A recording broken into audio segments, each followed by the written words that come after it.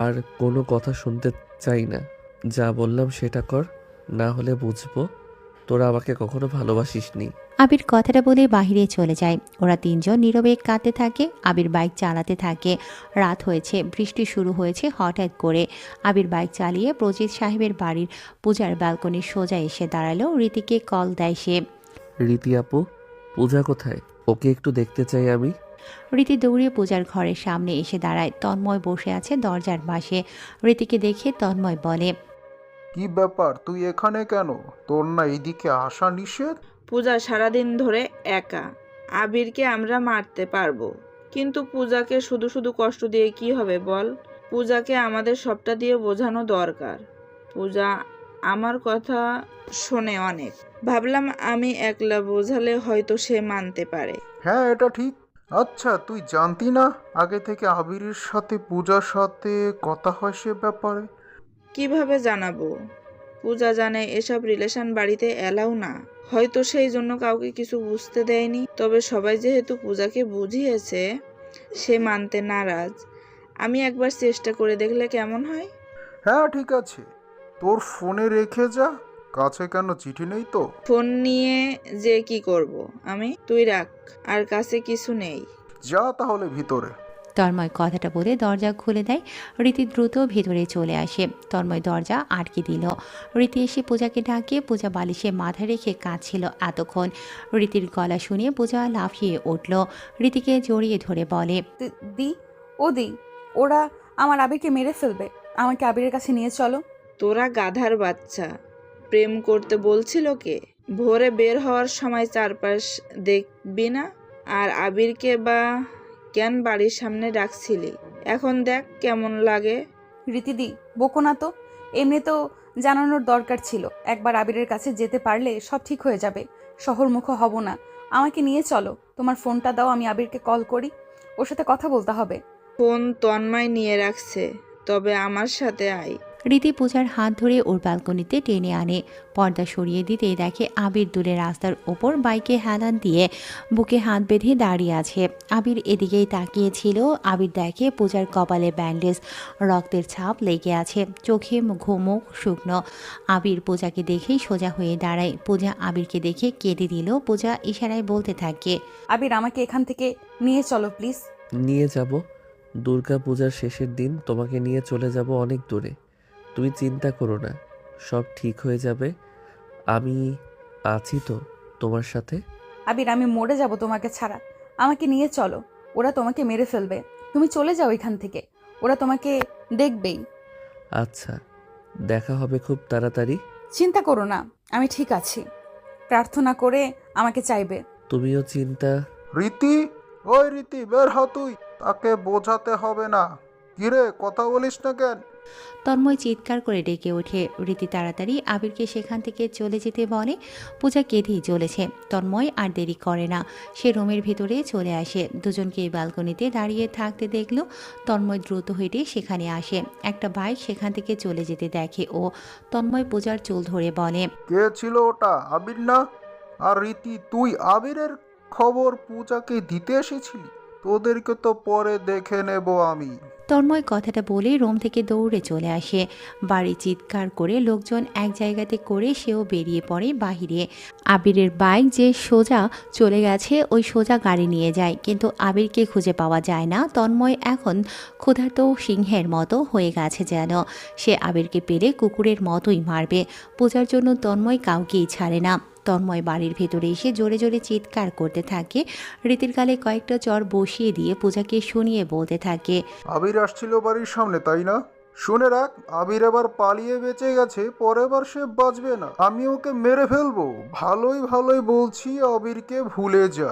তন্ময়, আপাতত সবকিছু তো গোপন রাখ। অন্য বাড়িতে আমার সব রিলেটিভদের থাকতে দিয়েছি দুর্গাপুজোর জন্য। এই সমস্যার জন্য কাউকে এই বাড়িতে ডাকিনি। সবাই একটু পর এসে যাবে এখানে। কোনো কিছু যেন বাড়িতে না শোনা যায়। আজকে দুর্গাপুজো। বিশ্বব্যাপী হিন্দু ধর্মের সবচাইতে বড় উৎসব দুর্গাপুজো। ঢাকা শহরের সবচাইতে বড় মন্দিরটি প্রজিত সাহেবের নিজের তৈরি করা। নিজের জায়গাতে বিশাল বড় পরিসরে তিনি প্রতি বছর দুর্গাপুজোর আয়োজন করে থাকে।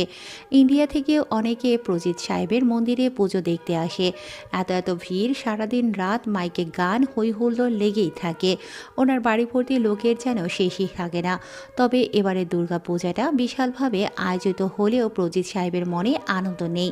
তারপরও সবাইকে কিছু বসতে না দিয়ে পুজোর কাজে ব্যস্ত হয়ে পড়ে সকাল থেকে। সীতারানী পুজোর ঘরে আসলো। পূজাকে বিছানায় মাথা নিচু করে বসে থাকতে দেখে।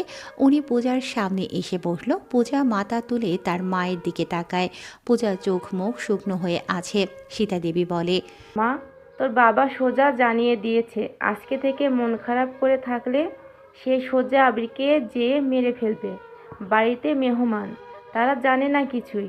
ওরা যদি শোনে এই বাড়ির সবচাইতে ভালো মেয়ে, তোর বাবার আদরের মেয়ে, ভালোবাসা নিয়ে সিক্রেট করছে, তাহলে কেমন হবে বল? আর ভুলেও যদি জানতে পারে পূজা একটা মুসলিম ছেলের সাথে সম্পর্কে জড়িয়েছে, তোর বাবার সম্মানটা কোথায় যাবে ভাবছিস? দেখ, আমি তোকে ভালোবাসি, তোর কষ্টটা আমি বুঝি। আমি চাই তোর সাথে আবিরের দেখা হোক, কথা হোক। আমিও তোকে হেল্প করব, তো তার জন্য অন্তত পুজোর কদিন হাসি খুশি থাক প্লিজ মা। পূজা তার মাকে জড়িয়ে ধরে মায়ের বুকে মাথা রেখে বলে, সত্যি মা, আমাকে তুমি আবিরের সাথে কথা বলিয়ে দিবে? মা, আমি আবিরকে ছাড়া ভালো নেই, কখনো ভালো থাকতে পারবো না। মা, আমাকে আবিরের কাছে যেতে দাও প্লিজ। সীতা দেবী পূজার মাথায় বিলি কেটে বলে, চিন্তা করিস না, আমি আছি তো। নে যা, স্নান করে নে, তোর পছন্দের ড্রেস বের করে দিচ্ছি। পূজা তাড়াতাড়ি উঠে বলে, না মা, আমি শাড়ি পরবো, আবির আমাকে দিয়েছিল। যাও, আমি এক্ষুনি স্নান করে আসছি। সীতা দেবী চলে যায় রুম থেকে। পূজা ওয়াশরুমে দৌড়ে চলে গেল। অনেকটা সময় ধরে স্নান করে বেরিয়ে আসে। আবিরের দেয়া সাদা রঙের লাল পেরে শাড়ি পরে নিল। রুম থেকে বের হয়। পূজার ছোট ভাই প্রান্ত দৌড়ে আসলো পূজার কাছে। বাড়ি ভর্তি সব লোকজন। পূজাকে দেখে সবাই অবাক, কারণ পূজার হাতে লাল চুড়ি আর সাদা শাড়িতে চমৎকার লাগছে। তন্ময় পূজার কাছে এসে বলে, কি ব্যাপার, তুই কাচের চুড়ি পরেছিস কেন? আমাদের রীতিতে এসব পরার প্রয়োজন নেই। আমি একটা মুসলিম ছেলেকে ভালোবাসি। সে চায় না কপালের টিপ, কপালে তিলক, হাতে হাবিজাবি পরে থাকি। তোর আবিরকে আমি... চুপ কর, আবির আমার, সে আমারই থাকবে, কথা বলবি না তুই। পূজা সেখান থেকে চলে যায়। ওর সাথে কয়েকটা মেয়ে, কাজিন, রীতি আর প্রান্ত থাকে। সবাই পূজা মণ্ডপের দিকে যেতে থাকে। পূজার আজকে অনেক খুশি খুশি লাগছে। মনে মনে আবিরকে কল্পনা করছে সে। ইস, যদি আবির এখন থাকতো। ভিড়ের ভেতরে প্রিয় মানুষের হাত ধরে হাঁটার মজাটাই আলাদা। কবে যে আসবে এমন সুযোগ। প্রতি সাহেবের বাড়ির দুর্গাপুজো বেশ জাঁকজমকভাবে পালিত হচ্ছে। আজ তার শেষ দিন, অর্থাৎ আজ দশমী। রাত হলেই দুর্গাপুজো শেষ। আজকে যেন শহর ও শহরের বাহিরের লোক প্রজিত সাহেবের পুজো মণ্ডপে এসে ভিড় জমিয়েছে। দুপুরের পর থেকে গিজ গিজ করছে মানুষে। অনুষ্ঠানের আয়োজন করা হয়। মণ্ডপে ডান্সার আসে অনেকগুলো। দেবী দুর্গার সামনে নাচ, গান, কীর্তন, পুজো, ধূপ, আরতি সব করা হয়। বিকেলের পর থেকে পা ফেলার জায়গাটুকুও যেন নেই। পূজা বিকেলেই এসেছে মণ্ডপে, কিন্তু আর বেরই হতে পারেনি। বের হবে হবে করে সন্ধ্যা হয়ে এসেছে। পূজা বাড়ির দিকে আসার প্রস্তুতি নিয়েছে। মণ্ডপের পেছনে অনেকগুলো কাপড় টাঙানো, চারপাশে ঘিরে রাখা হয়েছে। যা হবে সব সামনে হবে, পেছনে কেউ আসবে না। পূজা সেই রাস্তাটা একটু ফাঁকা পেয়ে বাড়ির দিকে পা বাড়ায়। সাথে রীতিও আসে। দুজনে হাঁটছে। হঠাৎ পূজাকে কেউ যেন জোরে হাত টান ধরে সেখান থেকে নিয়ে যায়। বিশাল কাপড় টাঙানো, তার ভেতরে পূজাকে যেন এনে দাঁড় করিয়ে দিয়েছে। পূজার চোখের উপরে হাত রাখা। পূজা কিছু বলতে যাচ্ছিল, তার আগেই পূজার চোখের উপর থেকে হাত সরিয়ে নেয় সেই কেউ একজন। পূজা হা করে তাকিয়ে থাকে, কারণ পূজার সামনে যে দাঁড়িয়ে আছে সে হলো আবির। আবিরকে দেখেই পূজা চমকে ওঠে। ধপ করে আবিরকে জড়িয়ে ধরে। পূজা কাঁদতে কাঁদতে বলে, আবির, তুমি এসেছো? এত দেরি করলে কেন আসতে? জানো না আমার তোমাকে ছাড়া থাকতে কষ্ট হয়? আমি তোমাকে না পেলে মরেই যাব। ভেবেছিলাম তোমার সাথে দেখা হবে না। আমি তোমাকে ছাড়া ভালো নেই। আবির কিছু বলল না। সে পূজার কাছ থেকে একটু সরে আসলো। পূজার গাল বেয়ে পড়া জলগুলো মুছে দেয় এক হাত দিয়ে। তারপর পাঞ্জাবের পকেট থেকে কিছু একটা বের করে, যা আবির মুষ্টিবদ্ধ করে রেখেছে। পূজা আবিরের দিকে কৌতূহলী দৃষ্টিতে তাকিয়ে থাকে। আবির পূজার সামনে মুষ্টিবদ্ধ করে রাখা বাম হাতটি মেলে ধরল। হাতের উপরে সিঁদুরের কৌটা দেখে পূজা চোখ বড় বড় করে আবিরের দিকে তাকায়। আবির দেরি করে না, সিঁদুরের কৌটো থেকে আঙুলে সিঁদুর তুলে নিয়ে পূজার কপালে সিঁদুর লাগিয়ে দেয়। পূজা কেঁপে ওঠে যেন, আবিরের দিকে এখনো অবাক হয়ে তাকিয়ে আছে। আবির পূজার কোমরে আটকিয়ে রাখা শাড়ির আঁচল খুলে নেয় এক টান দিয়ে। পূজার কোমর সহ সৌন্দর্যে ঘেরা নাভি ও ফর্সা পেট আবিরের সামনে উন্মুক্ত হয়ে যায়। আবির তখনও কোনো কথা বলেনি, তবে পূজা এক অচেনা শিহরণে যেন কেঁপে উঠছে বারবার। আবির পূজার শাড়ির আঁচলটা আবিরের কোমরে বেঁধে নিল। এরপর পকেট থেকে একটা লাইটার বের করে পূজা নিজের দিকে তাকায়। শুকনো কাঠ বেশ গুছিয়ে গোল করে রাখা আছে। আবির লাইটের আগুন সেই কাঠের উপরে ছুঁড়ে দেয়, কাঠে আগুন জ্বলে ওঠে। আবির হাঁটা শুরু করে, আগুনের চারপাশ দিয়ে গোল হয়ে হাঁটা শুরু করে। রীতি এসে দাঁড়িয়েছে সেখানে। রীতির দিকে আবির তাকিয়ে ইশারায় দূরে দেখিয়ে দেয় একটি পাত্রে ফুল রাখা। রীতি তাড়াতাড়ি ফুলগুলো আনে, ওরা হাঁটছে আর রীতি ফুল ছড়াচ্ছে ওদের ওপর। বাড়িতে ফুলের মালাও রাখা। 7 বার দুজন আগুনের পাশে গোল হয়ে ঘুরে থামলো। রীতি আবিরের ইশারায় এগিয়ে আসে। আবির মালা নিয়ে পূজার গলায় পরিয়ে দিল, পূজাও আবিরের গলায় মালা পরিয়ে দিল। চলো আমার সাথে। কোথায়? এই শহর ছেড়ে বহু দূরে, যেখানে আমাদের কেউ খুঁজে পাবে না। আমরা ছোট্ট একটা ঘর বানাবো। চলো। আবির পূজার হাত ধরল। পূজা রীতির দিকে তাকিয়ে একটু কেঁদে দেয়। তারপর সেখান থেকে দুজনেই চলে আসে। 12টার সময় দশমীর অনুষ্ঠান শেষ হয়। সবাই যে যার মতো করে জায়গা ত্যাগ করছে। প্রজিত সাহেব প্রতিমার বিসর্জন দিয়ে বাড়িতে এসে বসে। সবাই একসাথে বসে জিরিয়ে নিচ্ছে। প্রান্ত সীতাদেবীর কোলের ভিতরে বসে আছে। হঠাৎ তন্ময় বলে, কি ব্যাপার রীতি, এখানে পূজা কই? প্রান্ত, যা তোর দিদিকে ডেকে আন, দরকার আছে। সারাদিন মণ্ডপে ঘুরছে, এখন রেস্ট করছে, করুক, কালকে কথা বলবে। আচ্ছা ঠিক আছে, সবাই ঘুমিয়ে পড়ো কাকা বাবু, আমার একটা কথা আছে। হ্যাঁ বল। পূজা এমনিতে একটা অন্যায় হবে করে ফেলেছে, তাকে আর এভাবে রাখা যাবে না। মানে রাখা যাবে না বলতে? আসলে আমি বলতে চাচ্ছি পূজাকে যত দ্রুত সম্ভব বিয়ে দিয়ে দেন, যেন এ ঘটনার কোনো অঘটন না ঘটে। আমরা আবিরকে পরে দেখে নেব। হ্যাঁ, এটা ঠিক কথা বলেছিস। মেয়েকে আগে সামনে রাখতে হবে, পূজার বিয়ের ব্যবস্থা করতে হবে। কিন্তু ছেলে কোথায় পাবো? যদি অভয় দেন তাহলে একটা কথা বলি। হ্যাঁ বল। তন্ময় চুপচাপ বসে ভাবতে থাকে কিভাবে বলা শুরু করবে। প্রজিত সাহেবের আদরের মেয়ে পূজা। পূজার বিয়ের ব্যাপার নিয়ে কথা বলছে তন্ময়। তন্ময় সাহস নিয়ে বলে, আপনি আপনার মেয়েকে অনেক ভালোবাসেন, তাকে চোখে চোখে আড়াল করতে চান না। যদি কিছু মনে না করেন, পূজাকে আমি বিয়ে করতে চাই, মানে সে বাড়ির মেয়ে বাড়িতেই থাকবে, আমরা তাকে সেভ রাখতে পারবো। আপনার জন্য এ অবধি সব কিছু করেছি, তাই আপনার থেকে হ্যাঁ আশা করাটা আমার নিশ্চয়ই বড় অপরাধ নয়। প্রজিত সাহেব গম্ভীর দৃষ্টিতে তন্ময়ের দিকে তাকালো, তারপর বলল, আচ্ছা ঠিক আছে, কালকে পূজার সামনে এটা নিয়ে কথা হবে। সবাই ঘুমাতে যাও। প্রজিত সাহেবের কথা মতো সবাই যে যার রুমে যেয়ে ঘুমিয়ে পড়ে। ফজরের নামাজ শেষ হয়েছে। মসজিদ থেকে আবির বের হলো। বাহিরে বাইকের উপর পূজা বসে আছে। আবির বের হতেই পূজা এগিয়ে আসে, আবিরের হাত ধরে টেনে নিয়ে যেতে থাকে। মসজিদের ইমামের ঘরের সামনে এসে দাঁড়ালো দুজন। দরজায় টোকা দিতেই ভেতর থেকে হুজুর দরজা খুলে ওদের দিকে তাকায়। আপনারা কাকে চান? আমরা বিয়ে করতে চাই। আপনি আমাদের বিয়ে পড়াবেন? আমি টাকা দেব, আপনি শুধু বিয়েটা পড়িয়ে দিন। বিয়ে? আপনাদের দেখে মনে হচ্ছে শহরে থাকেন। শহর ছেড়ে গ্রামে আসছেন কেন বিয়ে করতে? আসলে সত্যি বলি, আমরা পালিয়েছি, এখন আপনাকে বিয়ে পড়াতে হবে। Please help us, please. আমরা চাইলে একসাথে থাকতে পারতাম, কিন্তু আমরা বিয়ে করেই তবে থাকবো। আচ্ছা আচ্ছা ঠিক আছে। হুজুর কথাটা বলে বাইরে আসলো। কয়েকজন লোকদের ডেকে আনে, সাক্ষী হিসেবে তাদের দরকার। হুজুরের রুমে প্রবেশ করে সবাই। তন্ময় খুব ভোরেই পূজার রুমের সামনে আসলো। বাইরে থেকে রুমের দরজা আটকানো। দরজার সামনে এসে ঠক ঠক শব্দ করল তন্ময়। ভেতর থেকে কোনো সাড়া নেই।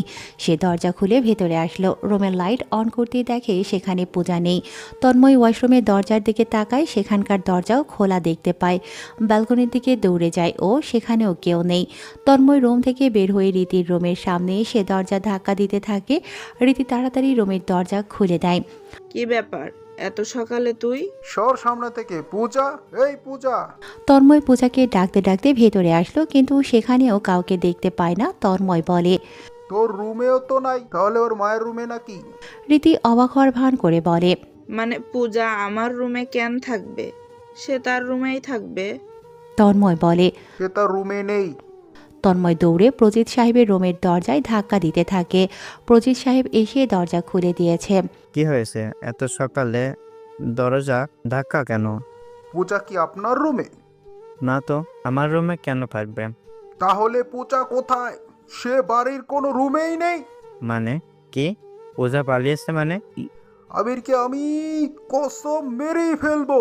তন্ময় সেখান থেকে ছুটে বের হয়। প্রজিত সাহেব তাড়াতাড়ি লোকজন ডেকে এক জায়গায় করে গাড়ি বের করে ক্লাবের দিকে যেতে থাকে। রাজকেও কল দেয় প্রজিত। চারপাশ গোল হয়ে 8 থেকে 10 জন মানুষ দাঁড়িয়ে আছে। মাঝখানে পূজা ও আবির বসে আছে। হুজুর বিয়ের সবকিছু রেডি করে ফেলেছে। আবিরের দিকে তাকিয়ে বলে। আপনার নাম কি? বাবার নাম সব বলেন। আবির সবকিছু বলে। হুজুর পূজার দিকে তাকিয়ে বলে। মা, আপনার নাম বলেন।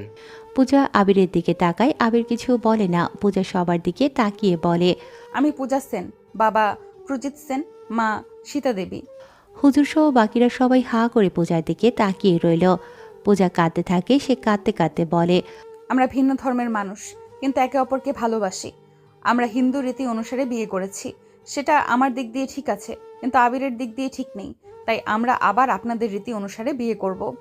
আমরা বাসা থেকে চলে এসেছি, প্লিজ ফিরিয়ে দেবেন না।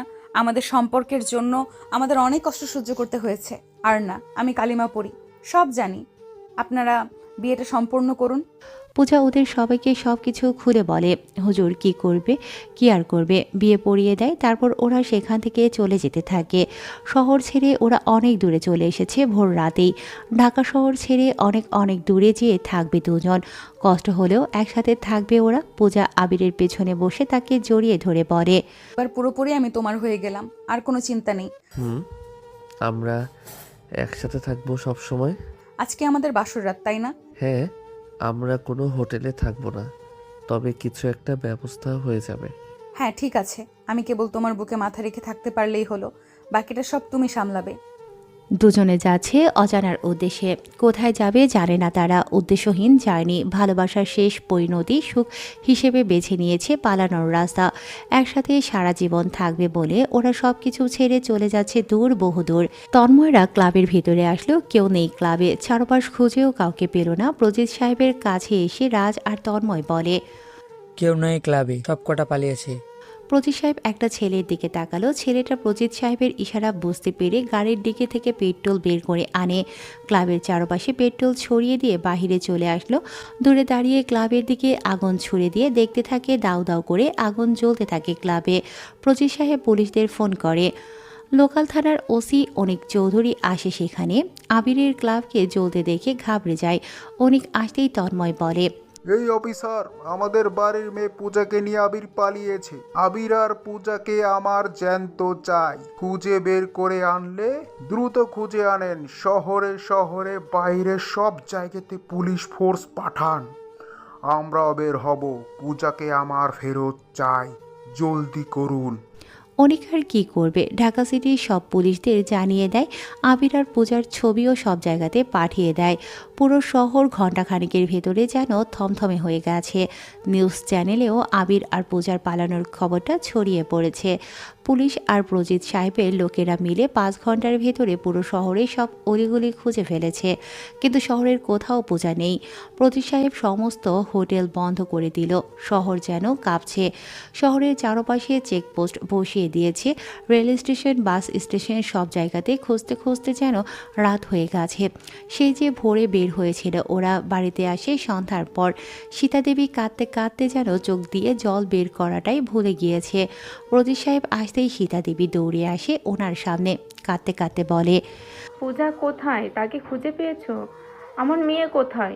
আনোনি তাকে? পূজা পূজাকে এখনো খুঁজে পাইনি বৌদি। আপনি চিন্তা করবেন না, পূজাকে আমরা খুঁজে বের করবই। সব দিক দিয়ে পুলিশ ছড়িয়ে গেছে, আমাদের লোকও রয়েছে। আমার পূজা কোথায় আছে, কিভাবে আছে, কে জানে? হে ঠাকুর, আমার পূজাকে ভালো রেখো। পূজা কোথায় যাবে? খুঁজে তো বের করবই। সবাই সোফাতে বসলো। কেউ সারাদিন কিচ্ছু খায়নি। পূজার পালানোর ব্যাপারটা কেবল রীতিই জানে, কিন্তু বাড়ির মানুষেরা সকালে জেনেছে। রীতি মনে মনে ভাবতে থাকে ওরা হয়তো অহনে বহুদূরে চলে গেছে। যেখানে যাক দুজন যেন ভালো থাকে, ওদেরকে যেন কেউ খুঁজে না পায়। রাত 10টা বেজে গেছে। পূজা আর আবির একটা ছোট্ট পাহাড়ের উপরে আসলো। চারপাশে কোনো বসতি নেই, কেবল ঘন জঙ্গল ও বড় বড় গাছ আছে। ওরা দুজন পায়ে হেঁটে একে অপরের হাত ধরে আরেকটু উঁচুতে উঠল। এখানে নারকেল পাতার ছাউনি দিয়ে ভাঙাচোরা একটা ছোট্ট বাড়ি দেখতে পায়। জায়গাটা হালকা ফাঁকা। দুজনে সেটার ভেতরে প্রবেশ করে ময়লা আবর্জনাতে ভর্তি। দুজনে কোনো রকমে পরিষ্কার করতে শুরু করে দেয়। আজকে আমরা এখানে থাকবো? হ্যাঁ, এখানেই থাকবো। বাইকের তেল প্রায় ফুরিয়ে এসেছে, আর যেতে পারবো না। আচ্ছা দেখো বাহিরে কোনো ফুল গাছ আছে কিনা। ফুল গাছ দিয়ে কি করবা? আরে না, আজ না আমাদের বাসর রাত, এটা বাসর ঘর বানাতে হবে না? এই অবস্থায়ও তোমার মনে বাসরের ফিলিংস আসছে? কত এক্সাইটেড! সবাই রুমের ভেতরে ফুলসজ্জা করে, আমরা খোলা আকাশের নিচে ভাঙা বাড়িতে বুনো ফুল দিয়ে সজ্জা করব। জোনাকি পোকারা নিমে আলো দেবে। দেখো না কত জোনাকি পোকারা এসেছে আমাদের বিয়েতে। আবির বাহিরে আগুন জ্বালালো। শুকনো পাতা ম্যানেজ করে বিছানা বানিয়ে নিয়েছে, সেখানে এসেই শুয়ে পড়ে ও। পূজাও আবিরের বুকের উপর মাথা রাখে। জোনাকি পোকারা ওদের গায়ের ওপর এসে বসা শুরু করলো। পূজা আবিরের শার্টের দুটো বোতাম খুলে নিল, এরপর বুকে ঠোঁট দিয়ে একটা চুমু খায়। আবির পূজাকে শক্ত করে জড়িয়ে ধরে। পূজা ফিসফিস গলায় বলে, এটাই তো চেয়েছিলাম, সারা জীবন তোমার বুকে মাথা রেখে ঘুমাবো। পূজাকে টেনে নেয় আবির তার কাছে। দুজনে একে অপরকে চুমুতে ভরিয়ে দিতে থাকে। রাজ, প্রজিত সাহেব আর তন্ময়, বাড়ির সব লোক এবং পুলিশের অফিসাররা, মন্ত্রীরা প্রজিত সাহেবের বাড়িতে বসে আছে। পুরো পরিবেশটা এখন ভীষণ রকম থমথমে হয়ে আছে। সারা শহরের এমন কোনো চিপা জায়গা বাদ যায়নি আবির আর পূজাকে খুঁজতে। কেউ কোনো চিহ্ন অবধি পায়নি। প্রজিত সাহেব রেগে বলে, আমার মেয়েকে খুঁজতে প্রশাসন কিন্তু হেল্প করছে না স্যার। প্রজিত, এত ভাবছো কেন? চেষ্টা তো করছি। কোথায় আর যাবে? দেশের বাইরে যেতে পারবে না। দেশে থাকলে খুঁজে তো পাবোই। কবে পাবো আর? 24 ঘন্টা পার হয়ে গেছেন, আমার মেয়ে উধাও। এত সাহস আবিরের কে দিয়েছে? আমার মেয়েকে তুলে নিয়ে গেছে। আবিরকে তো আমি মেরে ফেলবো। একটু ঠান্ডা হও তুমি, আমরা দেখছি। পুলিশ এখনো খুঁজে যাচ্ছে। পুলিশের দিয়ে হবে না তন্ময়, আমার লোকদের এবার সামনে আন। দেশের পুরো জায়গাতে আমি আগুন লাগিয়ে দেব। যে কোনো বিনিময়ে পূজা আর আবিরকে চাই আমার। স্যার, একটু উত্তেজনা কমান। আমি বলি কি করতে হবে শুনেন। আবির সবচাইতে ভালোবাসে পূজাকে, এটা ডাউট নেই। হ্যাঁ তো? পূজা আসার আগে ওর আপনজন কে ছিল? অর্ক, কাব্য আর নীরা। এখন আমাদের কাজ হলো এদেরকে খুঁজে বের করা। এদেরকে মারলে আবির আসবে। কারেক্ট, কিন্তু এরা কোথায়? এরা তো উধাও। এরা উধাও, তবে নীরার পরিবারে ওর সৎমা আর ওর বাবা আছে। নীরার খবর বের করলে বাকি দুজনেরটা পাওয়া যাবে।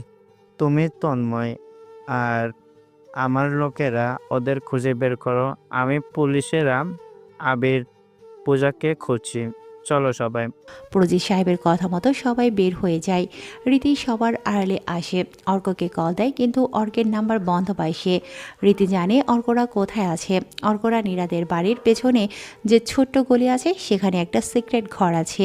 সেই ঘরের ভেতরে ওরা ছিল। এই শহর ছেড়ে ওরা কোথাও যায়নি। তবে এখন অর্ককে পাওয়া যাচ্ছে না কেন? আবির চোখ মেলে তাকালো, পূজা নেই পাশে। আবির আশেপাশে তাকায়, পূজাকে কোথাও দেখতে পাচ্ছে না। আবির পূজা বলে ডাক দেয়, কিন্তু কোনো সারা শব্দ নেই ওর। আবির দৌড়ে ঘর থেকে বাইরে এলো। পূজাকে দেখতে পাচ্ছে না। রাতে তো পূজা আবিরের বুকে মাথা রেখেই শুয়েছিল। তাহলে পূজা এখন কোথায়? আবির দৌড়ে বাড়ির পেছনে আসে। দূরে ধোঁয়াশা দেখা যাচ্ছে। সাদা কুয়াশার আবরণ পাহাড়টাকে আঁকড়ে ধরেছে। পূজা পাহাড়ের একদম কিনারে দাঁড়িয়ে দু হাত মেলে দিয়ে ধোঁয়াশার দৃশ্য দেখছে। আবির দৌড়ে যেয়ে পূজার হাত টেনে ধরে। এক ঝটকায় পূজা এসে পড়ে আবিরের বুকে। আবির পূজাকে জড়িয়ে ধরে কেঁদে দেয়। কাঁদতে কাঁদতে পূজাকে সে বলে, কোথায় ছিলে তুমি? চোখ মেলে তোমাকে দেখতে পাইনি। জানো কতটা ভয় হচ্ছিল আমার। মনে হচ্ছিল এই বুঝি তোমাকে হারিয়েই ফেলেছি। তোমাকে একদমই চোখের আড়াল করতে চাই না পূজা। ভালোবাসি অনেক। ধুর পাগল, কে আলাদা করবে আমাদের? কেউ তা পারবে নাকি? এই যে আমি এখানে তোমার বুকে মাথা রেখে আছি আর সারা জীবন থাকতে চাই। তুমি ঘুমাচ্ছিলে তাই ডাকিনি। দেখো কত সুন্দর সকাল। আর দেখতে হবে না, চলো এখান থেকে। কোথায় যাব গো? জানি না, তবে এখানে আর থাকবো না, যেদিকে মন চায় যাব। থাকি না এখানে, কত সুন্দর জায়গা, কেউ খুঁজে পাবে না। না, থাকবো না, চলো তো। ওরা দুজন পাহাড়ে ঘেরা ঘন জঙ্গল থেকে বের হয়। বাইকের পেট্রোল ফুরিয়ে গেছে সেই কবে। আবির পূজার হাত ধরে মেন রাস্তায় আসে। দুজনেই হাত বাড়িয়ে গাড়ি দাঁড় করাতে থাকে, কিন্তু কেউ ওদের লিফট দেয় না। একটা পিকআপ ভ্যান আসে থাকে। আবির আর পূজা দুজনেই হাত নাড়াতে থাকে। আবিরদের সামনে এসে ভ্যানটি থামলো। আবির আর পূজা পেছনের ফাঁকা ট্রলির ভেতরে উঠতে যাবে, তখনই বয়স্ক ড্রাইভার বলে, এই আপনারা কোথায় ওঠেন? গাড়িতে। কেন, আপনি তো এখানে রাখছেন আমাদেরকে নেবেন বলে। আরে দূর, কে রাখতে চাইছে? এখানে এসেই গাড়িটা গেল বন্ধ হয়ে, এই জন্য রেখেছি। হ্যাঁ, সমস্যা নেই, আমরা ধাক্কা দিচ্ছি, তারপর আমাদের নিয়েন। আবিরের কথা মতো ড্রাইভার রাজি হয়। গাড়ি স্টার্টও হয়। ওরা দুজন পেছনের খালি ট্রলির ভেতরে উঠে বসে, একে অপরকে জড়িয়ে ধরে বসে থাকে। রাজ আর তন্ময় নীরাদের বাড়িতে এসেছে। নীরার সৎমা নীরার বাবাকে গালিগালাজ করছে নীরার ব্যাপার নিয়ে। নীরার বাবা বলে, নীরাকে গালি দিচ্ছ কেন? সে যাকে ভালোবাসে তার সাথে থাকলে আমাদের ক্ষতি কিসের? তন্ময় ওদের সামনে এসে বলে, ক্ষতি না হলে এটা অন্যায়, আর অন্যায়ের জন্য ওদের মরতে হবে। তোমরা কারা? নীরা কোথায় আছে? ব্যাস এতটুকু জানতে চাই। নীরাকে তো আমরাও খুঁজেছি, বলেন কোথায় আছে? আমরা জানি না সে কোথায়। মেয়েটা হয়েছে আমার থেকেও খারাপ। দুইটা ছেলে আর একটা মেয়ের সাথে করে মিলে সেদিন এসেছিল বুড়োর কাছ থেকে দোয়া চাইতে। আচ্ছা মতো ঝাড়ছি বিটিরে। দুজন মেয়ে, রাজ ভাই, ওরা পূজার কথা বলছে না তো? হতে পারে, ছবিগুলো দেখা ওদের। রাজের কথা মতো তন্ময় পকেট থেকে ছবি বের করে প্রথমে আবিরের ছবি বের করে দেখায়। আবির আসছে কিনা জানতে চাইলে নীরার মা না করে দেয়। এরপর অর্কের ছবি দেখায়, তিনি হ্যাঁ বলেন। অর্ক কাব্যের ছবিতে তিনি সম্মতি প্রকাশ করে। এরপর পূজার ছবি দেখিয়ে বলে, ওই মেয়েটাও আসছিল এখানে? না, কে? এই মেয়েকে কখনো ওদের সাথে দেখিনি, তবে আর একটা মেয়ে ছিল। আহ, কে বা কারা আসছে? ওদের সামনে এত কিছু বলছো কেন? আপনারা কে? ওই বুড়ো, চুপচাপ বসে থাক, না হলে তো নীরাকে মেরে ফেলবে বলে দিলাম। আর কে আসছিল আন্টি? ছিল একটা মেয়ে, ওদের থেকে একটু বয়সে বেশি, তবে অর্কের সাথে ছিল। আন্টির কথা শুনে রাজ তন্ময়ের থেকে ছবিগুলো নেয়। সেখান থেকে রীতির ছবি নীরার মায়ের দিকে বাড়িয়ে দেয়। নীরার মা বলল, হ্যাঁ, এটাই সেই মেয়ে। কিন্তু কি হয়েছে? তোমরা ওদের খুঁজছো কেন? নীরা কোথায়? ডাইনিটা নেই, ভালো হয়েছে। রাজ আর তন্ময় বের হয়ে আসে। তন্ময় রেগে হাত পা নাড়াতে থাকে। রাজ বলে, অর্করা কোথায় আছে তা তো তোমার বাড়ির মানুষেরা জানে। রীতি এটা করবে আমি ভাবতেই পারছি না। মেশিনটা কোথায়? রীতিকে যে আমি ওপেন গুলি করে মারবো। মারবে, তবে এখন নয়। রীতি জানে ওরা এখন কোথায় আছে। যেহেতু রীতি অর্কের সাথে ছিল, অর্কের খোঁজ রীতির থেকে বেশি কেউ জানবে না। রীতি আর অর্কের ভিতরে পূজা আবিরের মতোই সম্পর্ক থাকতে পারে। টিকে থামো, একটা মাইন্ড গেম খেলতে হবে। যা বলছি সেভাবে করো। চলো, যেতে যেতে বলছি। রাজ আর তন্ময় গাড়িতে উঠল। রাজ সব কিছু তন্ময়কে বুঝিয়ে দিতে থাকে কি কি করতে হবে। তন্ময় এখন সেগুলোই করবে। প্রজিত সাহেব আর পুলিশেরা মিলে শহরের বাইরে ছড়িয়ে পড়েছে। প্রজিত, অনেক আর কিছু পুলিশ সহ শহরের বাইরে অনেক দূরে চলে এসেছে। 100 কিলোমিটারের ভেতরে কোনো ঘরবাড়ি ছিল না। হঠাৎ ওরা একটা ছোট্ট গ্রাম আর একটা মসজিদ দেখতে পায়। প্রজিত সাহেব গাড়ি থামাতে বলে, এখানে থামো সবাই। পূজা যদি এদিকে আসে তাহলে প্রথমবার এই গ্রামেও আসতে পারে। শিওর হওয়ার জন্য আমাদের এই গ্রামের সব মানুষকে যে জিজ্ঞাসা করতে হবে। যেহেতু শহরের কোথাও বাদ রাখিনি, এটাও বাদ রাখতে চাই না খুঁজতে, তাই আসো আমার সাথে। কিন্তু এখানে ওরা কেন আসবে? খুঁজতে কোনো সমস্যা? না না স্যার, চলেন, দেন ছবিগুলো, আমি জিজ্ঞাসা করছি। ওকে।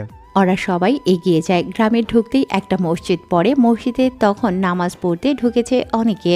পুলিশ আসতে দেখে সবাই তাকাতে থাকে। পুলিশ এসে ছবিগুলো বের করে দেখাতে থাকে, কিন্তু কেউ কিছুই বলতে পারে না। মসজিদের ইমাম সাহেব তখন তার ঘর থেকে বের হয়। পুলিশ আসাতে তিনিও সেদিকে তাকালেও অনেক ইমামকে ডাক দেয়। হুজুর সাহেব এক্ষুনি একটু আসবেন। হ্যাঁ বলুন অফিসার। এই ছবিগুলা দেখুন তো, এই দুজন মানুষকে একই দেখছেন? মানে বাইক বা গাড়িতে নয়তো পায়ে হেঁটে এসেছিল। এই ছবিগুলো আমাকে দেন তো। নিন। এই মেয়ের নাম পূজা, আর এটা নাম আবির, তাই না? আপনি ওদের নাম জানলেন কিভাবে? ওরা এখানে এসেছিল। এসেছিল? কবে আর কোথায় গিয়েছেন? প্রজিত সাহেব ছুটে এসে প্রশ্নটা করলো। হুজুরের কাছে ছবিগুলো ভালো করে মেলে বলে, দেখুন ভালো করে, এরাই তো? হ্যাঁ, এরাই ছিল। পূজা মেয়েটা আবিরকে ভালোবাসে। তারা পালিয়ে এসেছিল, আমাকে বিয়ে দিতে বলেছিল। আর আগেও পূজা কপালে সিঁদুর পরা ছিল। আমরা এবার বিয়ে দেই। বাহিরে বাইক রাখা ছিল, আপনারা যেদিকে যাচ্ছেন ওই দিকে ওরা গিয়েছে। আর কিছু জানি না। অনেক জলদি চলো এখান থেকে, ওরা বেশি দূর যেতে পারবে না, আমাদের খুঁজে বের করতেই হবে, কাম অন। প্রজিত সাহেব জিপের কাছে যান। ওনার লম্বা বন্দুকটি কাঁধে ঝুলিয়ে নিয়ে নিজের সিটে বসলো। পুলিশ অফিসারেরাও প্রজিত সাহেবের পেছন পেছন যেতে শুরু করে। ঢাকা থেকে অনেক অনেক দূরের একটা শহরে এসে পৌঁছায় আবির আর পূজা। শহরটা একদমই অচেনা, কিছুই জানে না ওদের। তাদের ট্রাক থেকে নামতে ড্রাইভার বলে, তোমরা কোথায় যাবে? জানি না, আশেপাশে কোনো হোটেল থাকলে বলেন, সেখানে উঠি। সামনে তেল পাম্প, তার ডান পাশ বরাবর গেলেই বড় বাজার শুরু, ওখানে গেলেই হোটেল পাবেন। ধন্যবাদ। আবির আর পূজা হোটেলের দিকে যেতে থাকে। আপাতত ওরা অনেকটা নিশ্চিত ওদের খুঁজতে এদিকে কেউ আসবে না, এবং আসলেও ওদের খুঁজে পাবে না কেউ। রীতি বসে আছে সোফায়। রাজ আর তন্ময় ভেতরে প্রবেশ করলো। রাজের ইশারা মতো তন্ময় বলা শুরু করে, কাকাকে এখনই কল করতে হবে। অর্কদের খুঁজে পেয়েছি, খবরটা যেন কেউ না জানে। আগে শালা ওই অর্ককে মারবো, আমাকে গালি দিয়েছিল তাই না? জানে না তন্ময় কি জিনিস। আসলেই এবার অর্ককে মারলে আমাদের আর কোনো চাপ নেই, সকালেই ওদেরকে মারবো। ইয়েস, শালারা পালিয়ে কোথায় যাবে? অর্ককে খুঁজে পেয়েছিস? কোথায় ওরা? আছে আছে, পূজাকে এবার খুঁজে পাবো দেখিস। যা তোরা, কোনো চিন্তা নেই। আচ্ছা। রীতি ওদের থেকে চলে আসে। আড়ালে এসে অর্কের নাম্বারে কল দেওয়া শুরু করে, কিন্তু কল ঢুকছে না। তবে কালকেও তো কল যাচ্ছিল ওর নাম্বারে, এখন হঠাৎ কেন কল যাচ্ছে না? রীতি ভেবেই পাচ্ছে না কিছু। কোনো সমস্যা হয়নি তো? অর্ক কেন ফোন অফ করবে? আমাকে যেতেই হবে অর্কদের ওখানে। আমি তো জানি অর্করা কোথায়, সাবধান করে আসতে হবে। আমাকে অর্কের কাছে যেতেই হবে, কিন্তু কিভাবে? আর এবার আমি ফিরবো না, অর্ককে নিয়ে আমিও চলে যাব। আমাদের সম্পর্ক কেউ মেনে নেবে না। রীতি এগুলো ভাবতে থাকে। তন্ময় আর রাজ দূরে দাঁড়িয়ে হাসলো। কাজ হয়ে গেছে। রীতি এবার পুরোপুরি ফেসে গেছে ওদের জালে। রীতি এবার যাবে অর্কের কাছে, আর ওরা যাবে সেখানে, সবগুলোকে খুঁজে পাবে। সন্ধ্যার একটু আগে রীতি বাড়ি থেকে বের হলো। তন্ময়রা ওর পিছু নিয়েছে। বাড়িতে তন্ময়দের দেখতে পায়নি রীতি, তাই এই সময়টাই বেছে নিয়েছে অর্কদের কাছে যাওয়ার জন্য। অর্কদের উদ্দেশ্যেও রীতি বের হয়। একটা রিক্সা নিয়ে সে নীরাদের গলিতে আসলো। পেছনে রিক্সায় করে তন্ময় আর রাজও আসে। কয়েক মিনিট পর রীতি চিকন গলির ভেতরে আসলো। আশেপাশে তাকায়, সব কিছু একদম ফাঁকা। রীতির কাছে বড় একটা ব্যাগ, একেবারেই আজকে চলে যাবে ওরা। রীতি একটু হেঁটে এগিয়ে যায়। একটা ছোট্ট বাড়ির দরজায় টোকা দিল। ভেতর থেকে মেয়ে গলায় নীরা বলে উঠল, কে? নীরা, আমি রীতি। দরজা খোল জলদি, সময় নাই। আচ্ছা। নীরা দরজা খুলে দেয়। রীতির সাথে সাথে ভেতরে প্রবেশ করে হাঁপাতে থাকে। অর্ক তাড়াতাড়ি রীতির কাছে এসে দাঁড়ায়। রীতি অর্ককে জড়িয়ে ধরে কেঁদে ফেলে। অর্ক প্রশ্ন করে, কি হয়েছে? কাঁদছো কেন তুমি? তোমার ফোন বন্ধ কেন? আমি কতবার কল করছি জানো তুমি? এটার জন্য এখন আসলে কেউ যদি দেখতে পেত? কি? ওরা কোথা থেকে আসবে? ওরা এখানে আসবে না। আসবে আসবে, ওরা নীরাদের বাড়িতে গিয়েছিল, কোনোভাবে জেনে গিয়েছে তোরা সেখানে আছো। সকালে আসবে তোমাদের মারতে। প্লিজ চলো এখান থেকে এখনই। প্রীতি সত্যি বলছে কাব্য, চল এখান থেকে। কিন্তু দাঁড়া, আমরা একসাথে যাব না। তুই আর নীরা আগে যা, এদিকে মন চায় চলে যা। নতুন নাম্বারটা আছে, সেটা অন করে যোগাযোগ করবি। এটা দিয়েই তো আবির ভাইয়ের সাথে কথা হয়েছিল। যা কাব্য, নীরাকে নিয়ে যা। কিন্তু তোকে ছেড়ে এভাবে আলাদা? কিছু হবে না, আবির ভাইয়ের কাছে যাব, আবার একসাথে হব, চিন্তা নেই। যা ভাই প্লিজ। আর যদি না ফিরি দুদিনের ভেতরে, তাহলে ভাই রে। কাব্য এসে জড়িয়ে ধরে অর্ককে। দুজনে আলাদা হয়। নীরাকে নিয়ে বের হয় কাব্য। বেশ কিছু সময় পর রীতিকে নিয়েও বের হয় অর্ক। চারপাশ একদম নীরব হয়ে আছে। দুজন দুজনের হাত ধরে গলি চিপা দিয়ে যেতে থাকে।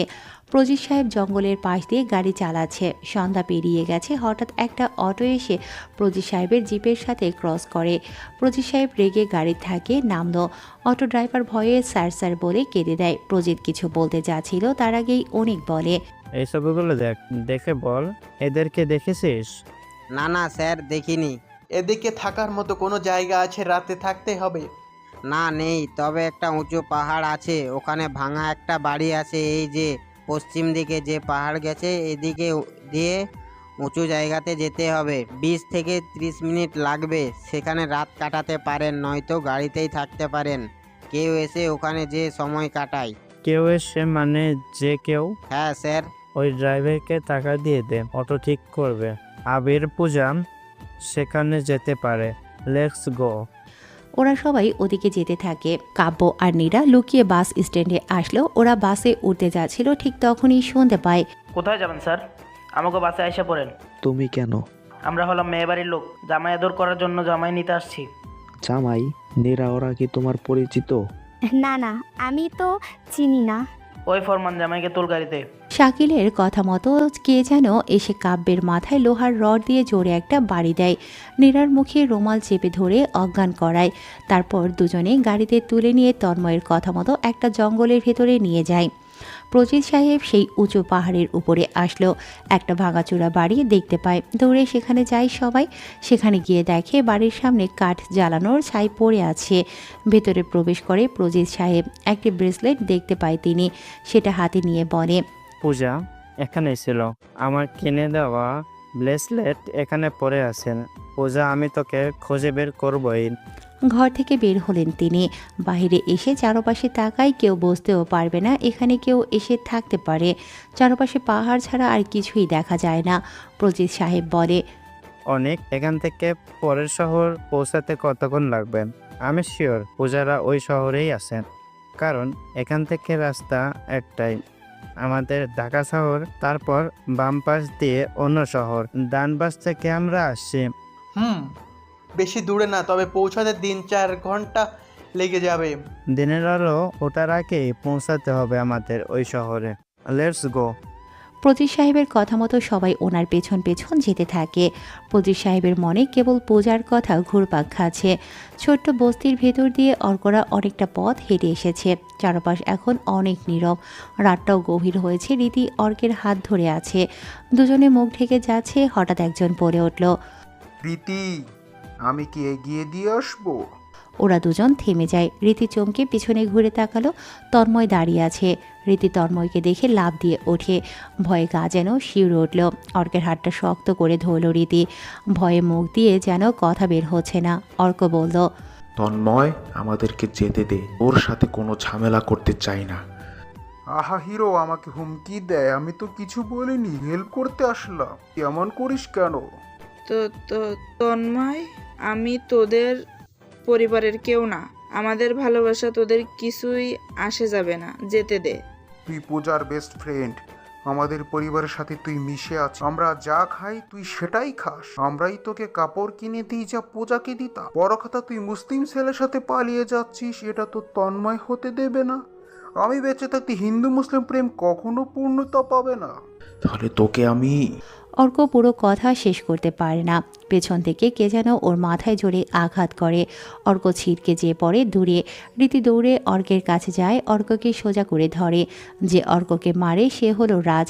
রীতি চিৎকার করে কাঁদতে থাকে, তন্ময় প্লিজ অর্ককে মারিস না, আমরা তো তোদের কোনো ক্ষতি করিনি, আমাদের যেতে দে, আমরাও অনেক দূরে চলে যাব, কখনো কাউকে কিছু বলবো না, প্লিজ আমাদের যেতে দে। তন্ময়, সবগুলোকে গাড়িতে তোল। অর্ক কোমর থেকে পিস্তল বের করে, কিন্তু তন্ময় এসে তাকে একটা লাথি দেয়। তন্ময়ের পিস্তল দূরে গিয়ে পড়ে। রীতি কাঁদতে থাকে আরও। রাজ এসে রীতির গালে কয়েকটা চড় লাগিয়ে দেয়। রীতি চড় খেয়ে অর্কের বুকের উপর যেয়ে পড়ে। অর্ককে কয়েকজন মিলে লাথি মারতে থাকে। রীতিকে টেনে নিয়ে যায় তন্ময়। রীতি বারবার অর্ককে ছেড়ে দেওয়ার কথা বলে অনুরোধ করে কাঁদতে থাকে। অর্ক প্রায় আধমরা অবস্থায় পড়ে থাকে। তন্ময় রাজের কাছে পিস্তল ছুড়ে দেয়। রাজ পিস্তলটি ক্যাচ করে নিয়ে হাতের মধ্যে রাখল। তন্ময় এগিয়ে আসে অর্কের কাছে। অর্কের হার্টের উপর ছুরি রেখে বলে, আবির কোথায় আছে বল, দেখ আমি কিন্তু সবটা জানি। আব্বু আর নীরা আমার কাছে আছে, নতুন নাম্বার থেকে আবিরের সাথে যোগাযোগ করিস। সবকিছু জানি, তাই বল আবির কোথায়? আমি মরে গেলেও সেটা বলবো না। কিন্তু তোকে তো এখন মারবো না রাজদা। তন্ময় রাজের নাম ধরে ডাকতেই রাজ তার হাতে থাকা পিস্তলটি রীতির মাথার কাছে ধরলো। অর্কের মাথা উঁচু করে তন্ময় দেখালো সেদিকে।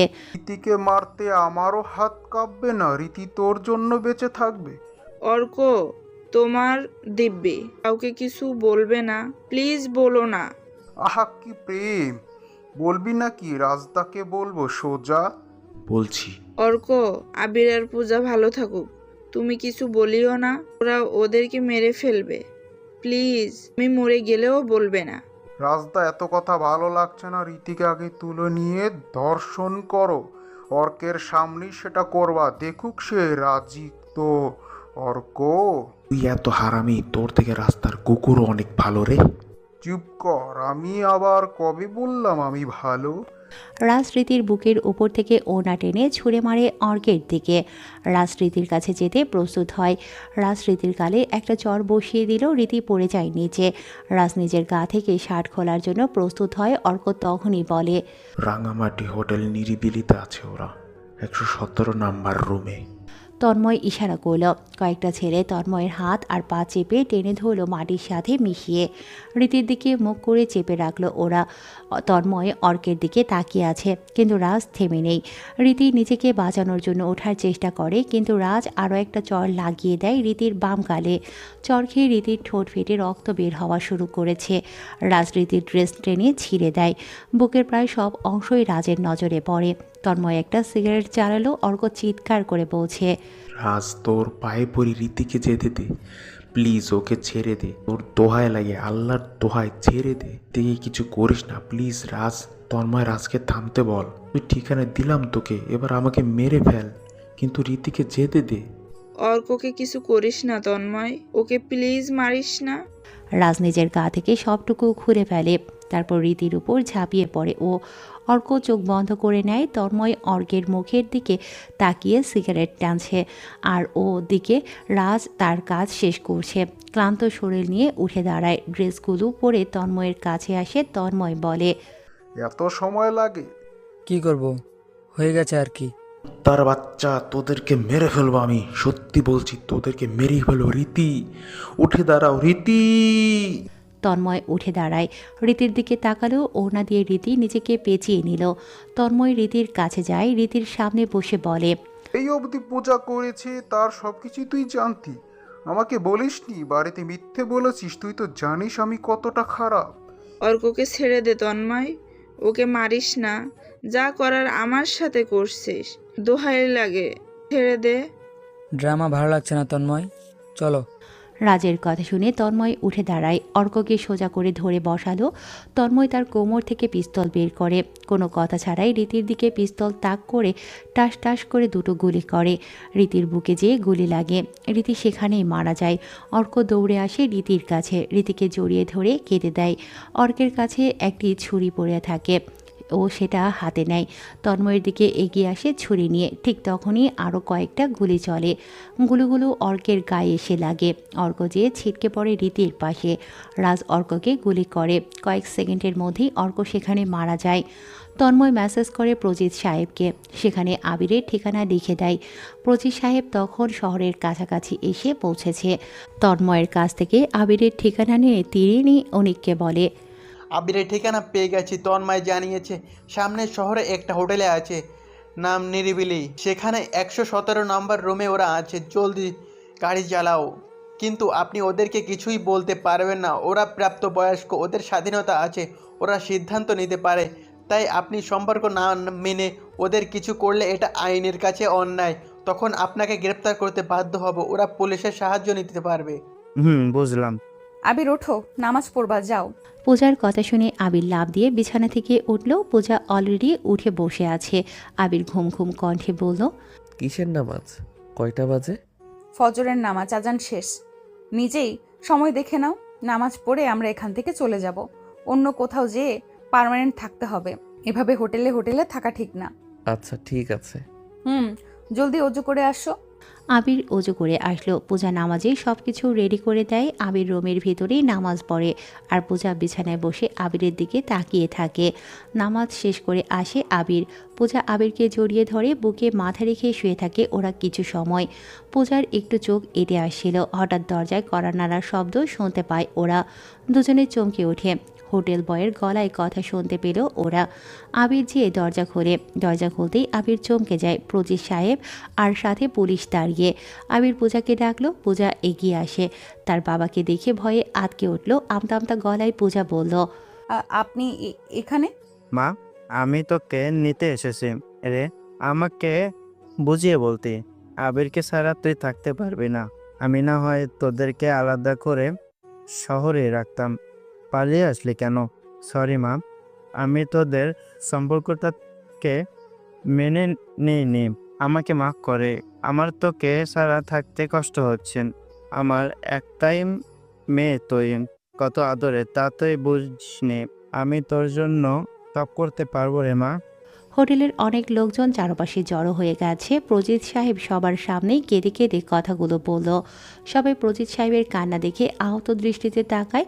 প্রজিত সাহেব আরও বলে, মা, আমি তোকে কতটা ভালোবাসি সেটা তুই বুঝলি না। জানিস না কতটা কষ্ট পেয়েছি। মেয়ে হারানোর কষ্ট, অপমান কতটা বেশি হয় জানিস না। চল মা আমার সাথে, আমার জামাইকে আমি আদরে রাখবো। আমার ভুলটা মাফ করে দে। এভাবে বলেন না বাবা, আমার কষ্ট হয়। আমি জানি আপনি আমাকে অনেক ভালোবাসেন, কিন্তু আমিও তো আবিরকে ভালোবাসি। আবির ছাড়া আমিও যে অচল। সে আমার স্বামী, আমার এখন সব কিছুই সে। আমি তাকে ছাড়া যাব না। আমি কি তাকে রেখে যাব নাকি? একটা মাত্র জামাই আমার, আমি কি অনাদর রাখবো? চলো বাবা, আমার অনেক সবগুলো না হয় মাফ করে দাও। দেখুন স্যার, আমরা বিয়ে করেছি, আমরা নিজের ইচ্ছায় একসাথে হয়েছি, আমাদের প্রয়োজন নেই এসবের। আমরা শহর ছেড়ে অনেক দূরে চলে এসেছি। যেহেতু আপনি খুঁজে বের করেছেন, জেনেই গিয়েছেন সব, তাই আর পালাবো না। আমরা অন্য কোথাও যেয়ে থাকবো, একসাথে থাকবো, আর ফিরবো না। আমাদেরকে আমাদের মতো করে থাকতে দিন। একজন মহিলা বলল, ওই ছেলে তোমার শ্বশুর সব মেনে নিয়েছে, তোমাদের কাছে ভুলও স্বীকার করেছে, তোমাদেরকে একসাথে রাখবেও বলেছে। আর কি চাই তোমাদের? যাচ্ছ না কেন? তোমাদের এই একটাই সমস্যা, মা বাবার কষ্টটা কখনো তোমরা বুঝবে না, দেখবে না একজন বাবা কতটা কষ্ট পাচ্ছে। একটা মেয়েকে কতটা ভালো না বাসলে সবার সামনে মেয়ের কাছে হাত জোর করতে পারে। তোমরা ভালোবাসায় অন্ধ, পরিবারের কথাটা ভাবোই না। আমি কি এখন তোমাদের পায়ে পড়বো? আচ্ছা ঠিক আছে, সব যখন হয়েছে তখন এটাও বাদ থাকবে কেন? তোমাদের পায়ে পড়ি, আমার ভুলটা মাফ করে দাও। আমি সব মেনে নিয়েছি। চলো আমার সাথে, আমাদের সাথে থাকবে। বাবা এসব কি? এভাবে বলেন না, আমরা যাব। আপনাকে আর ছোট হতে হবে না। আমি আবিরের সাথে কথা বলে নিচ্ছি। তোমরা সবাই বাইরে অপেক্ষা করো। ঠিক আছে মা, আমার কষ্টটা বোঝার জন্য তোকে অনেক ধন্যবাদ। তোরা কথা বলে নে, আমি অপেক্ষা করছি। প্রজিত সাহেব চলে যায় নিচে। আবির হাত ধরে পূজা ঘরের ভেতরে আসলো। আবিরকে জড়িয়ে ধরে বলে, আবির, আমার বাবার ভয়েই এতদূর চলে এসেছি। আমি নিজেই ভাবিনি বাবা এভাবে খুঁজে পাবে আর এভাবেই মেনে নেবে। আমার বাবার চোখের কখনো জল দেখিনি আমি। বাবার চোখে জল দেখে আমার কষ্ট হচ্ছে, কিন্তু তারপরও তুমি না যেতে চাইলে আমি তোমাকে জোর করব না। তোমার অনুমতি ছাড়া যাবও না। দূর পাগলি, এসব কি বলো? তোমার বাবা তিনি, তোমার কাছে তিনি অনেক দামি। তোমার কষ্ট হচ্ছে ওনার চোখে পানি দেখে, আমার যে তোমার জন্য কষ্ট হচ্ছে। তুমি যেতে চাইলে আমি জোর করব না গো। যেহেতু তিনি তোমার জন্য কাঁদছে, মেনে নিয়েছে, চলো। কিন্তু কেন জানি না, আমার খুব ভয় করছে পূজা। উনি মেনে নিয়েছে তো? হ্যাঁ, নিয়েছে। চলো, আর কোনো ভয় নেই। এত ভাবতে হবে না, আমি আছি তো, সব ঠিক হয়ে যাবে। ঠিক আছে, অর্কদের ফোন করি, দেখি ওদের সাথে কথা বলে। পরে বলিও, সরাসরি যেয়ে ওদের সাথে দেখা করব। চলো এখন যাই। আবির আর পূজা সবকিছু গুছিয়ে নিচে আসলো। প্রজিত সাহেব ওনাদের দেখে দৌড়ে আসে। পূজাকে এসে জড়িয়ে ধরে কেঁদে দেয়। আবিরকেও জড়িয়ে নেয়। মানুষগুলো প্রজিত সাহেবের কষ্টে কেঁদে ফেলেছে। সেই মহিলাটি এসে বলে, তোমার বাবা কতখানি যে তোমাকে ভালোবাসে তা বুঝলে না, সেই থেকে তোমার গল্প করলো। এমন বাবাকে ছেড়ে আসতে নেই, যাও তোমরা সুখী থাকবে। অফিসার, অনেক ধন্যবাদ তোমাকে আমার মেয়েকে খুঁজতে সাহায্য করার জন্য। তুমি এখন যেতে পারো। আমি আমার মেয়ে জামাইকে নিয়ে চলে যেতে পারবো। আর দেখলেই তো, সব ঠিকঠাক হয়ে গেছে। আর কারো কোনো হেল্প আমার চাই না। চলো তোমরা। ওকে স্যার, আবির সাহেব কোনো সমস্যা হলে বলতে পারেন, আপনারা সিদ্ধান্ত বদলাতে পারেন। পুলিশ প্রোটেক্ট থাকবে, কারণ আপনারা বড়, সিদ্ধান্ত আপনারা নিতে পারবেন। জি অফিসার, আমাদের কোনো সমস্যা নেই, আমরা বাবার সাথে যেতে পারবো, আপনি যান। ঠিক আছে, গুড লাক। অনিকেরা চলে যায়। প্রজিত সাহেব ওদেরকে নিয়ে ঢাকাতে ফিরতে থাকে। তন্ময় আর রাজ বসে আছে জঙ্গলের পাশে। কাব্য আর নীরাকে গাড়ির ভেতরে রেখে দিয়েছে কালকে রাত থেকে। দূর থেকে একটা জিপ গাড়ি আসছে। জিপটা প্রজিত সাহেবের, উনি নিজেই গাড়ি ড্রাইভ করছে। আবির আর পূজা ঘুমোচ্ছিল একে অপরকে জড়িয়ে ধরে। হঠাৎ গাড়িটা এসে ব্রেক করে তন্ময়দের সামনে। তন্ময় আর রাজ উঠে দাঁড়ায়। গাড়ি ব্রেক হওয়াতে পূজা আর আবির লাফ দিয়ে ঘুম থেকে উঠল। সামনে তাকিয়ে দেখে রাজ আর তন্ময় দাঁড়িয়ে আছে। আবিরের মনের ভেতরটা কেমন খস করে ওঠে, কিন্তু পরক্ষণে প্রজিত সাহেব জোরে জোরে বলে, তন্ময়, একদমই শান্ত হয়ে যা। আমি আমার মেয়েকে মেনে নিয়েছি। আমি কোনো প্রকার আর ঝামেলা চাই না। বাগানবাড়িতে যে ওদের সব কিছু বুঝিয়ে দেব। ওরা থাকবে কই, কিভাবে থাকবে? প্লিজ, আমি আর আমার মেয়ের কষ্ট দেখতে পাচ্ছি না। কি বলেন কাকাবাবু, আপনি এটা ঠিক বলছেন না? কি হয়েছে আপনার, এভাবে কথা বলছেন কেন? কিভাবে কথা বলছি বুঝিস না তোরা? আমি বললাম আমি আবির আর পূজার ভালোবাসাটাকে মেনে নিয়েছি। আমি কোনো প্রকার কিছু ঝামেলা হোক চাই না। এসব অনেক হয়েছে। মেয়ে চলে যাওয়াতে বুঝেছি কতটা কষ্টকর। ওরা বিয়ে করেছে, ওদের বিয়েটাকে আমি এখন সাপোর্ট করি। আপনি কি পাগল হয়ে গিয়েছেন? আপনি নিজেই না বলেছেন পরিবারে ভালোবাসা নিষিদ্ধ, সেখানে আবির মুসলিম ছেলে হয়ে ভালোবাসাটাকে মেনে নিচ্ছে। Shut up. আমার মেয়ের জন্য আমি সবকিছু বদলাতে পারি। তোমরা চলে যাও। না না, এটা তো হবে না কাকাবাবু। আমি তো পূজাকে নিয়েই যাব। পূজাকে আমি ভালোবাসি, পূজাকে আমার লাগবেই। তন্ময়, শুনিসনি বাবা তোকে কি বলেছে? চলে যা, তোর মতো লম্পটকে কেউ ভালোবাসবে না। ওই এত সাহস কেন তোর? তুই জানিস না আমি কি করতে পারি? তন্ময়, এখান থেকে যা। আমরা বাগান বাড়িতে যাব। সর এখান থেকে। প্রজিত সাহেবের কথা শুনে তন্ময় পিস্তল বের করতে চাইছিল, কিন্তু রাজ এসে তন্ময়কে আটকায়। তন্ময়কে টেনে নিয়ে চলে যায় সেখান থেকে। আবির আর পূজার হাত ধরল প্রজিত সাহেব। পূজা নিজেই এত অবাক এর আগে কখনো হয়নি। তার বাবা এভাবে ওদের ভালোবাসার ঢাল হবে কেউ তা ভাবেইনি। শুধু শুধু ওরা প্রজিত সাহেবের ভয়ে শহর ছেড়েছিল। প্রজিত সাহেব ওদেরকে নিয়ে বাগান বাড়িতে আসলো। সোফাতে বসলো দুজন। পূজাকে বলে, জামা ফ্রেশ হয়ে নে। আমি আবিরের সাথে কথা বলি একটু। একমাত্র জামাই আমার। জামা। আবির, বাবার সাথে সময় কাটাও, আমি আসছি। পূজা চলে যায়। প্রজিত সাহেব তার পাঞ্জাবির পকেট থেকে একটা সিগারেট বের করে জ্বালিয়ে নিল। তারপর আবিরকে বলে, চলো হেঁটে হেঁটে কথা বলি। এটা অনেক সুন্দর জায়গা, চারপাশটা দেখতে পারবা, অনেক ভালো লাগবে। আবির ওনার পিছু পিছু হাঁটতে থাকে। দুজনে হাঁটতে হাঁটতে বাড়ি থেকে কিছুটা দূরে আসলো। একটা বেশ মাঝারি সাইজের পুকুরের কাছে আসলো। পুকুরের চারপাশ বেশ পরিষ্কার করে রাখা। পুকুরের এক পাশে শান বাঁধানো আছে। প্রজিত সাহেব সিঁড়ির উপর যেয়ে বসলো। আবিরও ওনার সামনে বসলো। প্রজিত সাহেব বলে, পূজা যখন ছোট ছিল তখন থেকে ওকে আমরা ছেলেদের থেকে দূরে রেখেছি, কারণ ওর দিদি এই ভালোবাসার জন্য মারা যায়। একটা ছেলেকে তার দিদি খুবই ভালোবাসতো, পূজার মতোই তাকে ভালোবাসতো। কিন্তু ছেলেটা ওকে ঠকায়। সে হাসি খুশি ছিল, সবাই ওর হাসি দেখে খুশি হতো।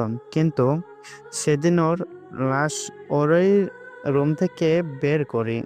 মেয়েটার হাসি মুখটা বারবার ভেসে উঠছিল। তখন পূজা অনেক ছোট। পূজা ভালো করেই জানে সবকিছু, তারপরেও এমন করেছে। আসলে প্রেম ভালোবাসা হলো মনের ব্যাপার।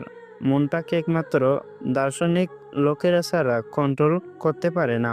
মনের ভিতরে থাকে প্রেম, যে পাথে যা কেবল মনের দাবিতেই চলে।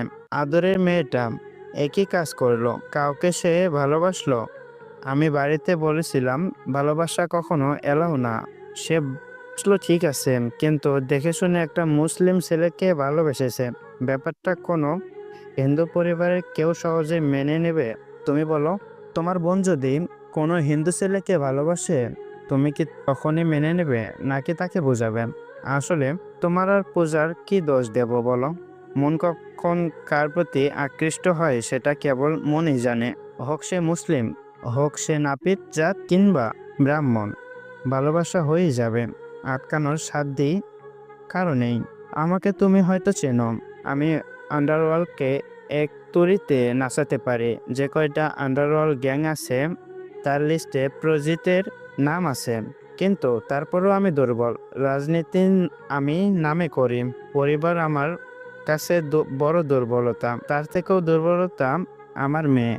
মা কালীর দিব্যি করে বলছি, পৃথিবীর কোনো শক্তি ছিল না আমার মেয়েকে আমার থেকে কেউ কেড়ে নিয়ে যাবে, কিন্তু সেটাই হলো। সাহসটা তুমি দেখিয়েছো। আমি অবাক হয়েছিলাম এমন একটা ছেলে আমার মেয়েকে তুলে নিয়ে যাবে। যাই হোক, তোমার কাছে একটা অনুরোধ আশা করে রাখবে। তোমাকে আমি পূজাকে দেব, সাথে সবকিছু দেব।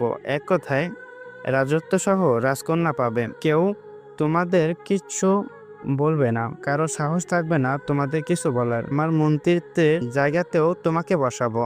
আমার মেয়ের মুখের দিকে তাকিয়ে সবকিছু করতে প্রস্তুত। লাস্ট অনুরোধ আশা করে রাখবে। জি বলুন, কি অনুরোধ? আমি রাখার মতো হলে রাখবো। তুমি যেহেতু আমার মেয়েকে ভালোবাসো, আমার মেয়েও তোমাকে ভালোবাসে। দুজন দুজনকে ছাড়া থাকতে পারবে না, কিন্তু আমার সমাজ, আমার ধর্ম আছে। আমি আমার মেয়ে, সমাজ, ধর্ম ছাড়া থাকতে পারবো না। এজন্য তোমাকে মুসলিম ধর্ম ছেড়ে হিন্দু ধর্ম গ্রহণ করতে হবে। দেখো, আমি জানি তুমি এটা করবা, সবকিছু পাবা, যাকে সহ রাজত্ব, সবকিছু। আবির বসা থেকে উঠে দাঁড়ালো, হাসতে থাকে সে। প্রজিত সাহেব আবিরের হাসি দেখে অবাক হয়। আবির হাসতে হাসতে বলে, আপনার কাছে যেমন ধর্ম দামি, আমার কাছেও একই রকম। আমি পূজার জন্য ধর্ম চেঞ্জ করতে পারবো না, আর আমার জন্য পূজাকেও ধর্ম পাল্টাতে হবে এটাও বলছি না। আমি মুসলিম, পূজা এতেই খুশি। সে হিন্দু, আমি এতেই খুশি। আমাদের তো কোনো সমস্যা নেই, আমরা তো দিব্যি এক হয়ে থাকতে পারছি। তাহলে আপনাদের কেন সমস্যা হবে? সে তার মতো থাকুক, আমি আমার মতো। পূজা আমার নামাজ পড়া দেখবে, আমি না হয় পূজার পূজা দেখব। আমাদের তো সমস্যা নেই। আমি মুসলিম, আমি মুসলিম হয়ে থাকব।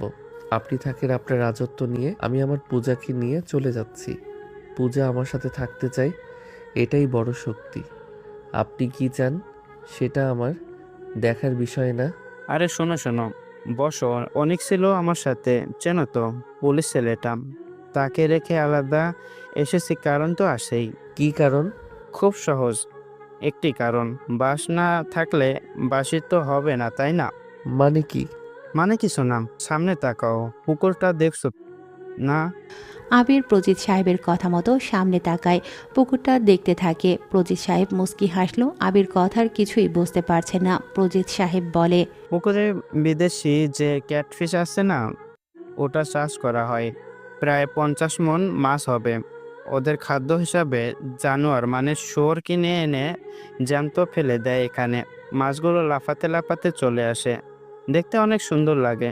এগুলো কেন বলছেন আমাকে? আহ, তুমি তো মাস্টার নও, তুমি এসব কথার প্যাচ বুঝবে না।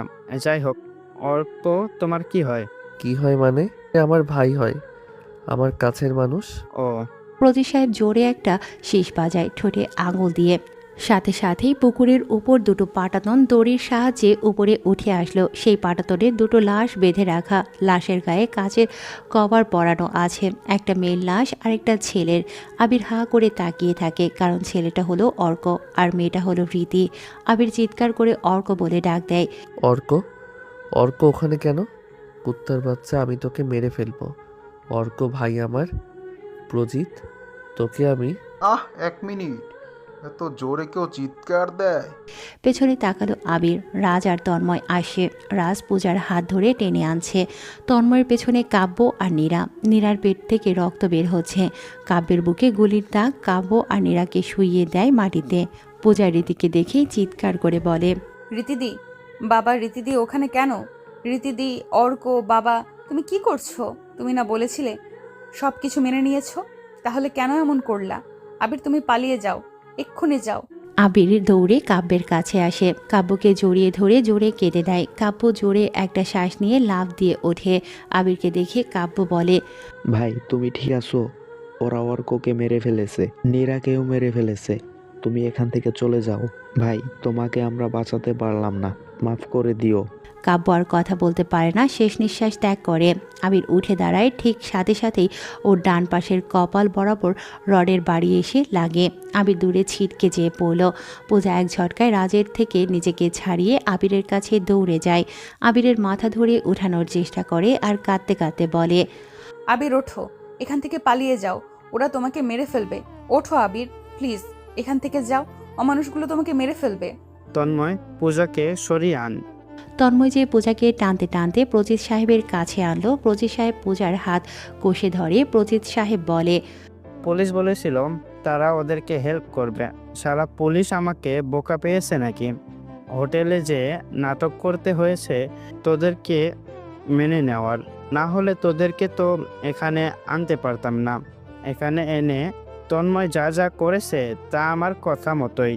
বাবা আবিরকে যেতে দাও, আমি কথা দিচ্ছি আমি সব কিছু শুনবো, সব কিছু মেনে নিব। আবিরকে যেতে দাও, ওকে মেরো না বাবা। তন্ময় আবিরকে মারিস না, তোর কাছে নিজেকে বিলিয়ে দেব, তারপরেও আবিরকে মারিস না। পূজার কথা কে শোনে। তন্ময় এগিয়ে যায় আবিরের কাছে। সবাই এগিয়ে আসে আবিরের কাছে। আবিরকে সবাই পা দিয়ে ইচ্ছে মতো লাথি মারতে থাকে। আবিরের মুখ দিয়ে রক্ত বের হওয়া শুরু করেছে। পূজার দিকে হাত বাড়িয়ে থাকে আবির। পূজা ওর বাবার পা ধরে বসলো, পা জড়িয়ে ধরে বলে, বাবা আবির মরে যাবে, আমাকে শাস্তি দাও, আমি সব মেনে নিব, কিন্তু আবিরকে মেরো না। আমরা তোমাদের কি ক্ষতি করেছি? ভালোবেসেছি তো, কেন এমন করলে আমাদের সাথে? সব কিছু ছেড়েই তো চলে গিয়েছিলাম, প্লিজ আর মেরো না আবিরকে। পূজা দৌড়ে যায়, সবাইকে সরিয়ে দিয়ে আবিরকে জড়িয়ে ধরে। আবিরকে সে নিজের শরীর দিয়ে ঢেকে নিল। আবিরকে জড়িয়ে রেখে কাঁদতে কাঁদতে বলে, আর মারিস না আবিরকে, সে বাঁচবে না, আমি মরে যাব আবিরের কিছু হলে, তোরা ওকে যেতে দে। পূজা একটি ছুরি দেখতে পায়। হামাগুড়ি দিয়ে ছুরির কাছে গেল ও।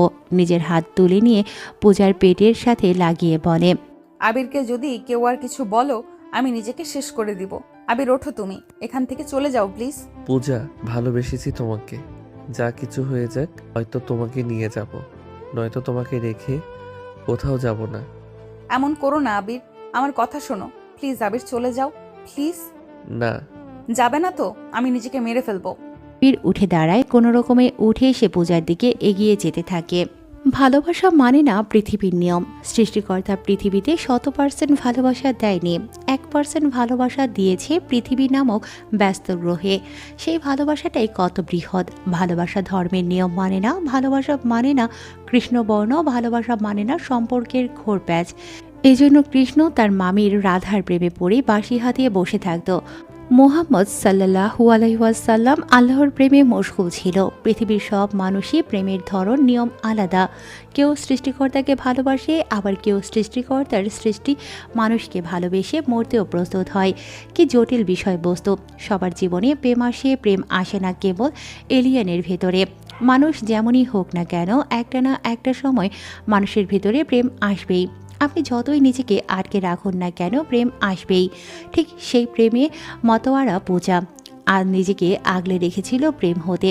প্রজিত সাহেবের করা নিয়মে প্রেমের নীতিটাই যেন সে ভুলে যায়। অথচ পূজাও প্রেমে পড়ে, প্রেমের নিয়মটাও শিখে যায়। প্রেমের কোনো আলাদা নিয়ম নেই। যে প্রেমে পড়ে তার মনের ভেতর প্রিয় মানুষকে কিভাবে সুখী রাখবে, সেই কার্যক্রমটাই হলো প্রেমের নিয়ম। পূজা সেই নিয়ম মেনেই প্রেমে পড়ে। কিন্তু কার প্রেমে? সমাজে দুটো ধর্মকে বেশি প্রাধান্য দেওয়া হয়, মুসলিম আর হিন্দু। কবি নজরুল বলেছিল, সবার উপরে মানুষ সত্য, তাহার উপরে নেই। ফকির লালন শাহ বলেছিল, মানুষে মানুষে ভেদাভেদ না করতে। প্রেম যেন সব কিছুর উপরে। কেউ প্রকৃতির প্রেমে পড়ে, কেউ বা মানুষের। সক্রেটিস ছিল সবচাইতে কুৎসিত মানব, কিন্তু একটা সময় গ্রিসের অ্যাথেন্স শহরের সুন্দরী মেয়েরাও সক্রেটিসের প্রেমে পাগল হতে শুরু করে।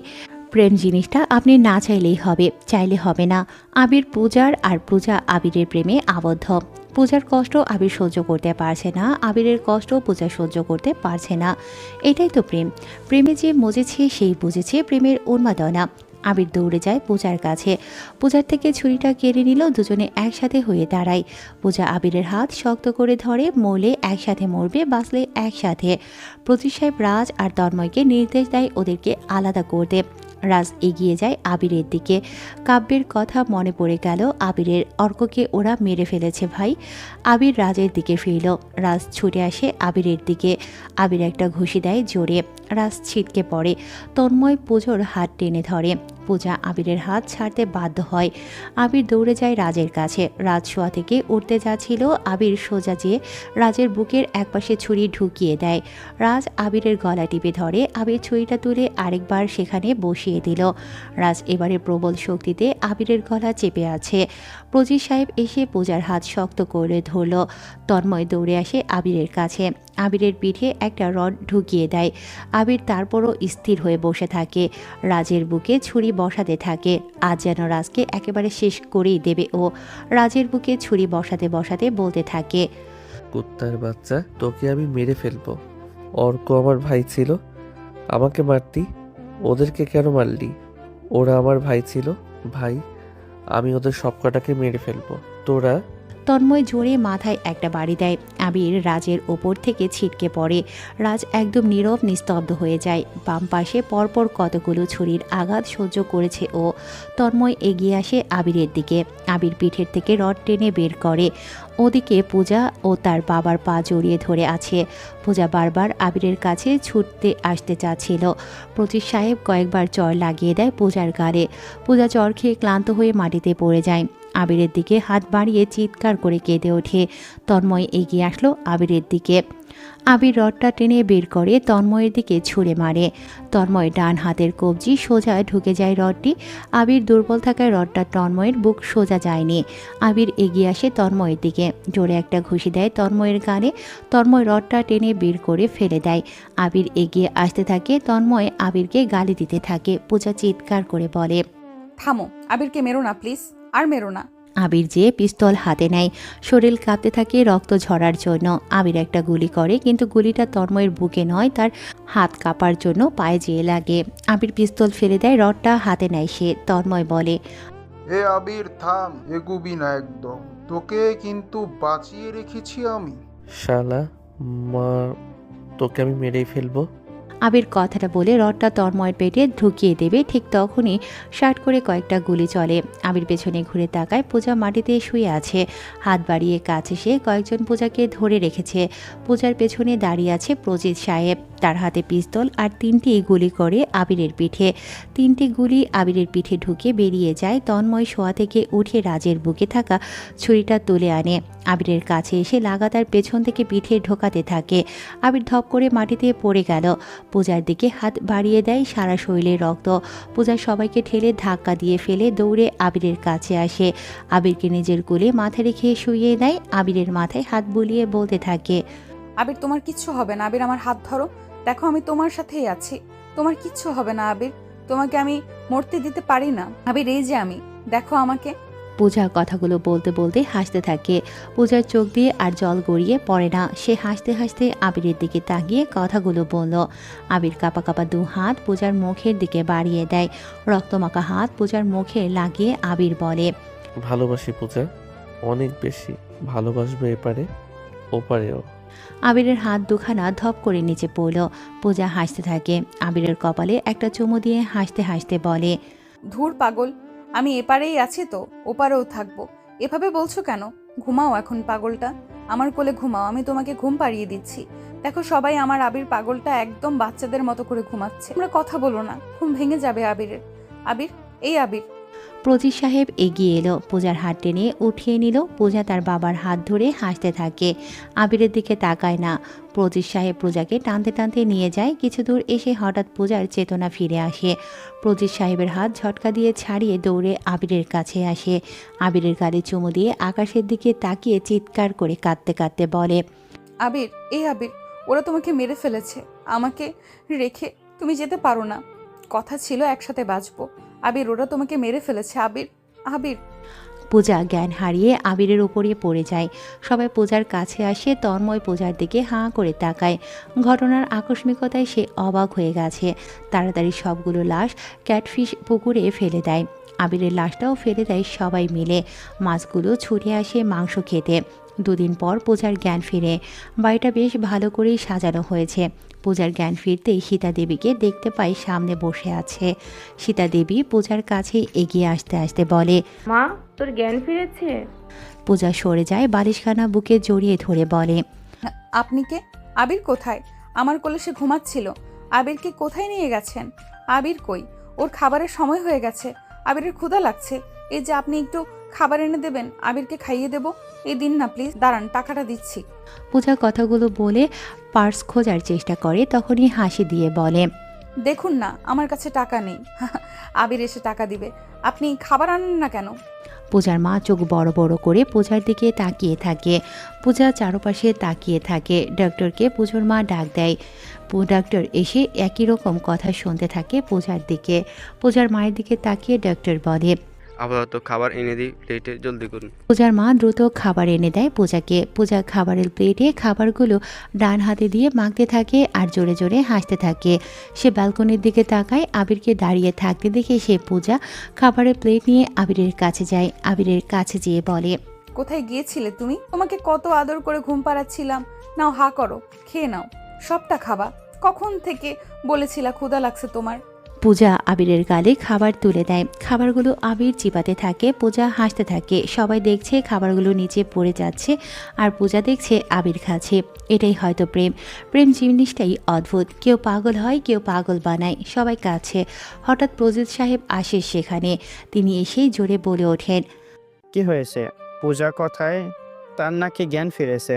পূজার দিকে তাকিয়ে প্রজিত সাহেব পূজাকে বলতে শোনে, আবির একদম বাচ্চাদের মতো করবা না, সবটা খাবা। তুমি বলেছিলে আমাকে সমুদ্রের পাড়ে ঘুরতে নিয়ে যাবে। পচা লোক ঘুরতে নিয়ে যায়নি, আবার হাসে। একদম ভাটকাবা না, বলে দিলাম। কাছে আসো। প্রজিত সাহেব পূজার কথা শুনে অবাক। যে ভয়টা পাচ্ছিল সেটাই হয়েছে। প্রজিত সাহেব এগিয়ে যায়, পূজাকে ডাক দেয়। পূজা ঘুরতেই প্রজিত সাহেবকে দেখে ভয়ে চিৎকার করে ওঠে। প্লেট ফেলে দিয়ে দৌড়ে আসে বিছানায়, ছুটতে থাকে। সীতা দেবী পূজাকে জড়িয়ে ধরে।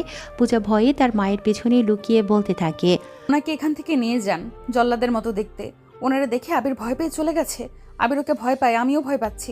ওনাকে নিয়ে যান, ওই ভয়ঙ্কর লোক। আপনি এখান থেকে যান। আপনি থাকলে আবির আসতে পারছে না। আমি সাজবো, আবিরের সাথে ঘুরতে যাব। ওই শয়তান লোক, এই মহিলা, ওনাকে নিয়ে যান না কেন? প্রজিত সাহেব সীতা দেবীর দিকে তাকিয়ে বলে, জলদি পূজাকে সাজাও। সবাই বাহিরে বসে আছে। তন্ময়ের সাথে আজই পূজাকে বিয়ে দেব। সীতা দেবী জল মুছে বলে, বিয়েটা না দিলে হয় না? চুপ করো, এখনই বিয়ে দেব, সব ঠিক হয়ে যাবে। আচ্ছা। তন্ময়ের ডান হাতে ব্যান্ডেজ, বর সেজে বসে আছে বিয়ের আসরে। পূজাকে সাজানো হয়েছে, তাকে টেনে আনা হলো বিয়ের আসরে। তন্ময় এসে সিঁদুর পরিয়ে দেয়। তন্ময় আর প্রজিত সাহেবকে দেখে পূজা ভয় পাচ্ছিল, কিন্তু তন্ময় পূজাকে বলে, আমি আবিরের কাছে তোমাকে নিয়ে যাব, আগে বিয়ে করতে হবে। পূজা আর কিচ্ছু বলে না, সে চুপচাপ থাকে। বিয়ের কার্য শেষ হয়। পূজাকে বাসর ঘরে বসিয়ে রাখা হয়েছে। ভোর রাতে তন্ময় হাতে ড্রিঙ্কসের বোতল নিয়ে বাসর ঘরে আসলো। পূজা বসে আছে, বিড়বিড় করে বলছে, সে আমাকে আবিরের কাছে নিয়ে যাবে। চুপ থাকতে হবে। সে আমাকে আবিরের কাছে নিয়ে যাবে। চুপ থাকতে হবে, আমি কথা বলবো না। তন্ময় আসলো পূজার সামনে। তন্ময়কে দেখে পূজা লাফ দিয়ে উঠল। ভয়ে দৌড় দিতে যাবে, তখনই তন্ময় বলে, আমি আবিরের কাছ থেকে আসছি, এই বলেছে কালকে আসবে। এখানে আমার সাথে তোমার থাকতে হবে। আবির আসবে? আবির, আবির, আমার আবির। তাহলে কেন কথা বলা যাবে না? হুম। চুপ থাকতে হবে। সে আসবে। আসবে, চুপচাপ থাকতে হবে, কথা বলা যাবে না। তন্ময় পূজার খুব কাছে আসে। পূজার গা থেকে শাড়িটা একটানে নামিয়ে ফেলে। পূজা চুপচাপ দাঁড়িয়ে থাকে। তন্ময় পূজার খোলা কোমরে হাত দেয়। পূজা স্থির হয়ে দাঁড়িয়ে রইল। পূজা যেন পদ্মফুল একটা, দেখতে যেমন সুন্দরী তেমনই আকর্ষণীয়। তখন শেষ রাত। তন্ময় পূজার নাভিতে একটা চুমো দেয়। পূজা বিড়বিড় করে বলছে, আবির আসবে, চুপ থাকতে হবে, আবির আসবে। তন্ময় বিছানায় পূজাকে শুইয়ে দিল। পূজার বুকে আবৃত থাকা কাপড়ের বোতামগুলো খুলতে শুরু করে। ঠিক তখনই দূর থেকে আজানের ধ্বনি ভেসে আসলো। আজানের ধ্বনি পূজার কানে আসতেই পূজা কেঁপে উঠল। এক ধাক্কায় তন্ময়কে ফেলে দেয় বিছানার উপর থেকে। পূজা বিছানা থেকে উঠে দাঁড়িয়ে বলতে থাকে, আমি এখানে কেন? তুই কি করছিলি আমার সাথে? কুত্তার বাচ্চা, আমার আবিরকে মেরে ফেলেও শান্তি নেই। আমার কপালে সিঁদুর। ও বুঝেছি, আমি যখন জ্ঞান হারিয়েছিলাম আমাকে তখন বিয়ে করেছিস। তুই আমার আবিরকে মেরে ফেলেছিলি। তোকে আমি। পূজা, তুই ঠিক আছিস তো? ঠিক আছে মানে কি? আমার আবিরকে তোরা সবাই মেরে ফেলেছিস। আমার আবিরের কাছে যাব, আমি আবিরের কাছে যাব। কথা ছিল আমি আর আবির একসাথে বাঁচবো, একসাথে মরবো। আবির নেই, আমি বেঁচে থাকবো কিভাবে? পূজা টেবিলের দিকে তাকায়, ড্রিঙ্কসের বোতল রাখা। পূজা দৌড়ে বোতলটা হাতে নেয়, তন্ময় এগিয়ে আসে। পূজা বোতলটা ভেঙে সামনে ঘুরে তন্ময়ের পেটে চালান করে দেয়। পরপর 2 বার তন্ময়ের পেটে কাচের বোতল ঢুকিয়ে দিল। জোরে চিৎকার করে বলতে থাকে, আমার আবিরকে তোরা শান্তি দিসনি, তোরা অনেক খারাপ। আবির, আমি আসছি তোমার কাছে, আমার জন্য অপেক্ষা করো, আমি আসছি। কথাগুলো বলে কাচের ভাঙা অংশ পূজা ওর পেটে ঢুকিয়ে দেয় যতক্ষণ শক্তি ছিল। সে একবার নিজের পেটে আরেকবার তন্ময়ের পেটে ঢোকাতে থাকে। তন্ময় ড্রাঙ্ক ছিল, এতটুকু শক্তি ছিল না পূজাকে আটকানোর। মসজিদের আজান শেষ। যে আজান পূজা রোজ ঠিক এই সময়টাতে শুনতো, আবিরকে কল করে কথা বলতো, নামাজে পাঠাতো। সেই আজান শেষ হতেই পূজা জোরে জোরে হাসতে থাকে। আবির আবির করে হাসা শুরু করে। বাড়ির সবাই দৌড়ে ভেতরে আসলেও তন্ময়কে পড়ে থাকতে দেখে পূজাও পড়ে থাকে। তবে সে হাসতে হাসতে বলে, আবির, এবার আমরা ঘুরবো। দেখছো কত সেজেছি, আমি কিন্তু কাজল দিছি। কিন্তু শোনো না, একটু কোলে নিবা? ওই লোকটা বলেছিল তোমার কাছে সকালে নিয়ে যাবে। পচা লোক এখন ঘুমাচ্ছে, ভাগ্যিস তুমি এসেছিলে। চলো। পূজার কোনো কথা বলে না, হাসি হাসি মুখ নিয়ে সে চোখ বন্ধ করলো। আর নিঃশ্বাস পড়ছে না ওর। সীতাদেবী পূজাকে জড়িয়ে ধরে কাঁদতে থাকে। প্রজিত সাহেব মেয়ে হারানোর শোকে স্ট্রোক করে বিছানায় পড়ে যায়। পূজা আর আবিরের কথা যেন তিনি শুনতে পাচ্ছেন, যেন কেউ বলছে, আমরা এবার অনেক সুখে থাকবো।